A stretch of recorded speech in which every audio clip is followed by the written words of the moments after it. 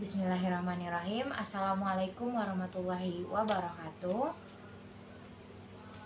Selamat pagi semuanya. Salam sejahtera untuk kita semua. Puji beserta syukur tak lupa kita panjatkan atas kehadiran Allah Subhanahu wa taala yang mana telah memberikan kita rahmat nikmat sehingga kita bisa diberi kesehatan dan bisa melaksanakan perkuliahan dengan baik. Semoga kita semua diberi keselamatan serta dijaga oleh Allah Subhanahu wa taala dan dipermudah segala urusannya. Amin amin ya robbal alamin. Sebelumnya salawat beriringan salam tak lupa kita panjatkan atas Nabi junjungan kita, yakni Nabi besar Muhammad sallallahu alaihi wasallam. Dengan hantaran kata Allahumma sholli ala sayyidina Muhammad wala ali sayyidina Muhammad.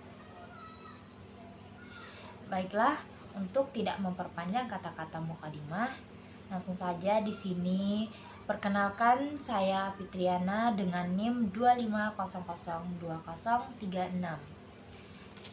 Di sini saya akan membahas tentang materi prinsip dan hambatan dalam komunikasi. Semoga penugasan dari mata kuliah komunikasi organisasi dapat terlaksana dengan baik dan di akhir pembahasan materi ini semoga tentunya saya dan teman-teman semua dapat mengambil pelajaran serta kesimpulan dari materi ini dan dapat memberikan manfaat bagi saya dan kita semua.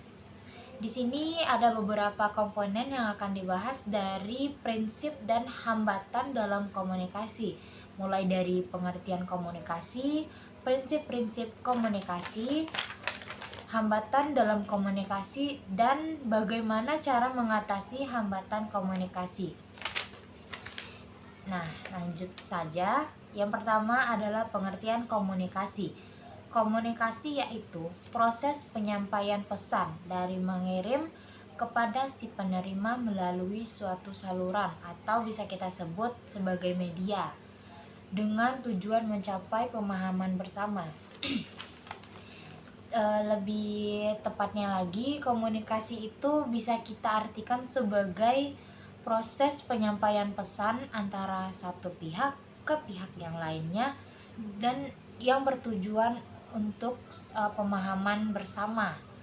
Jadi komunikasi itu terjalin karena pihak satu dan pihak yang satunya lagi saling berkomunikasi sehingga terjadilah komunikasi tersebut, yang mana penyampaian pesan itu melalui bisa kita sebut sebagai komunikator dan si penerima itu sebagai si penerimanya. Lanjut saja. Yang kedua itu apa-apa saja prinsip dari komunikasi. Di sini prinsipnya mulai dari kejelasan. Maksudnya dari kejelasan ini pesan harus disampaikan secara jelas, tidak ambigu dan mudah dipahami oleh si penerima pesan.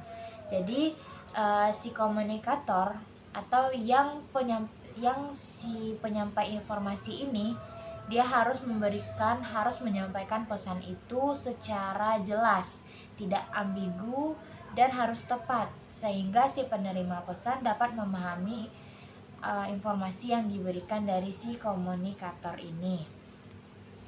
Yang kedua yaitu ketepatan, yang mana informasi yang disampaikan harus jelas kebenarannya, harus akurat dan tidak menyesatkan.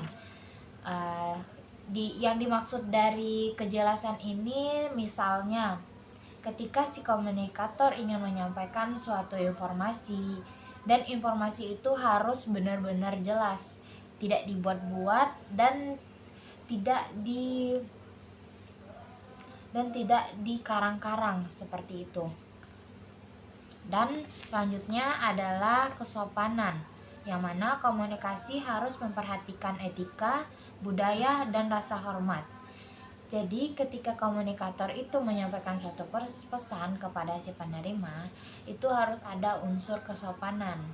Jadi komunikasi yang baik itu harus ada kesopanan sehingga si penerima pesan dapat menerima informasi itu dengan baik. Selanjutnya adalah kesesuaian, yang mana pesan disampaikan dengan cara yang sesuai konteks, tepat, dan audiens. Berarti sama dengan kita tuh harus menyampaikan pesan secara jelas. Dan selanjutnya adalah empati. Empati tersendiri yaitu sebagai komunikator harus memahami sudut pandang dan kondisi si penerima pesan. Jadi komunikator tidak sembarangan memberikan informasi dan harus melihat dari sisi si penerimanya. Contohnya ketika si penerima pesan ini dalam keadaan mungkin sedang tidak baik-baik saja atau dalam keadaan yang lagi drop seperti itu, dan si komunikator harus bisa memahami. Selanjutnya adalah umpan balik atau biasa kita sebut dengan feedback. Di sini kenapa harus ada feedback atau umpan balik? Proses komunikasi dapat dikatakan efektif dan berjalan dengan lancar jika terjadi umpan balik atau feedback, yang mana menandakan pemahaman atas informasi yang diberikan serta yang diterima.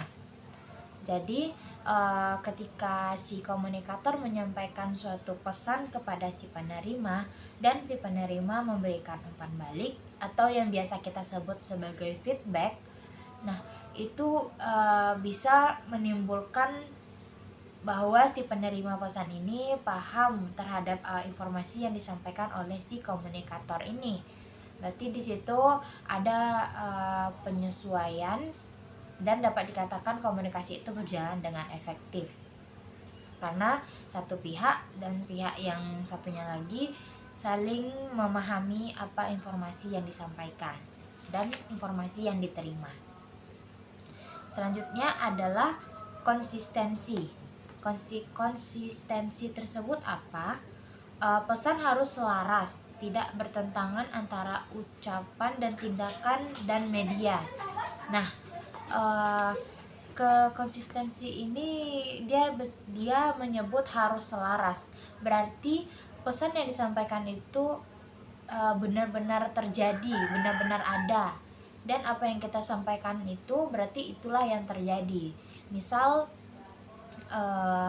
kita ambil saja contoh dari daftar perkuliahan hari ini misalnya.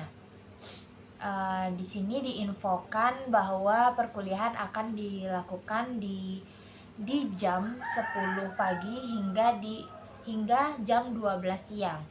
Namun informasi itu belum valid, tapi informasi itu sudah disampaikan sehingga si penerima pesan sudah menerima pesan itu tanpa mengetahui pesan yang disampaikan oleh si komunikator ini tidak tepat.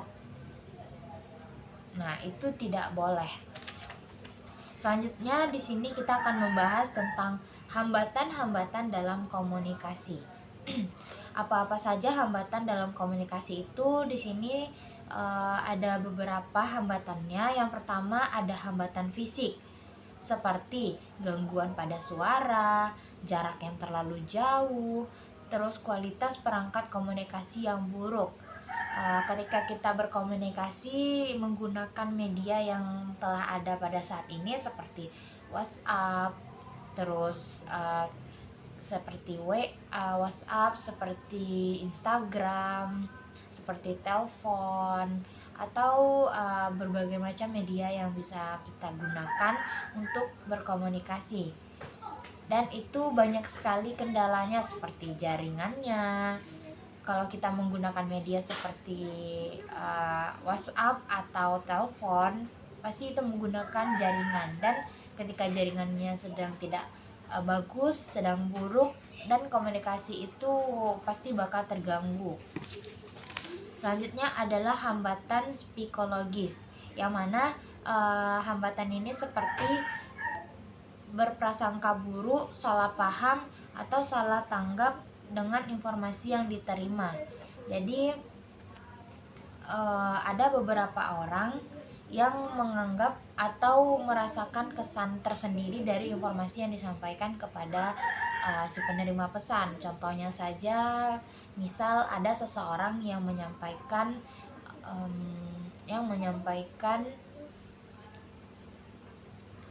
tanggapan atau saran kepada si penerima, tetapi si penerima ini menanggapi pesan tersebut atau saran tersebut dengan tidak tepat, sehingga dia merasa bahwa apa yang dia sampaikan, apa yang dia kemukakan itu salah, padahal bukan seperti itu. Dan selanjutnya emosi negatif seperti marah, takut, sedih, dan kurangnya motivasi untuk mendengarkan. Jadi seseorang yang kurang atau kurangnya motivasi dari lingkungan, sehingga tidak ada yang mau mendengarkan ketika seseorang itu menyampaikan informasinya. Berarti hambatannya itu dia lingkungannya kurang peduli kepada dia, sehingga komunikasi itu terhambat karena tidak ada yang mendengarkan pendapat orang itu. Terus yang ketiga ada hambatan bahasa, yang mana seperti perbedaan bahasa sehingga kurang efektifnya komunikasi. Contohnya ada teman yang menggunakan bahasa Indonesia dan ada satu teman lagi yang menggunakan bahasa Inggris, yang mana sudah terdapat perbedaan antara bahasa Indonesia dan bahasa Inggris. Ketika teman yang bahasa Inggris ini berbicara kepada teman yang berbahasa Indonesia ini, tetapi dia tidak mengerti apa arti dari bahasa atau ucapan yang dibicarakan oleh si bahasa Inggris ini, nah disinilah komunikasi itu tidak berjalan efektif karena si teman satu lagi tidak memahami apa yang dibilang, apa yang disampaikan informasi dari temannya yang satu lagi ini. Yang selanjutnya pilihan kata yang tidak tepat. Maksud yang tidak tepat ini, banyak orang yang berbeda arti penyebutan katanya di berbagai daerah atau setempat. Misal kalau ketika kita membilang tidur atau istirahat, itu kebanyakan orang pasti berpikiran tidur istirahat pasti ya semana yang kita lakukan, seperti tiduran di kasur, istirahat, mengistirahatkan badan. Tetapi di kota yang lain atau di tempat-tempat yang lain, ketika seseorang menyebut seperti istirahat atau yang lainnya, itu bakal berbeda arti di tempat-tempat yang berbeda seperti itu. Dan adapun hambatan seperti hambatan dari organisasi, yang mana struktur organisasi yang terlalu birokrasi, tidak fleksibel, dan masih menggunakan sistem yang kaku, aturan informasi yang panjang, dan kebijakan yang menghambat arus komunikasi. Jadi hambatan yang seperti ini nih dapat mempersulit komunikasi itu sendiri. Dan bagaimana sih cara mengatasi hambatan komunikasi ini? Di sini ada beberapa caranya. Yang pertama, bisa menggunakan bahasa yang jelas dan sederhana. Yang kedua, perhatikan konteks komunikasi. Yang ketiga, adanya umpan balik atau yang bisa kita sebut tadi dengan feedback. Yang keempat, ada gunakan media komunikasi yang tepat.